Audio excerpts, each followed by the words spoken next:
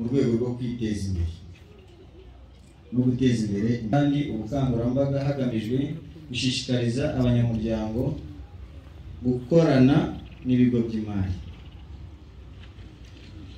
Abanyamuryango muri gahunda ya Ejo Heza, iyo nayo iri mu nkingi gukangurira abanyamuryango kwiteza imbere babasha kwishyurwa ubwisungane mu bukungu.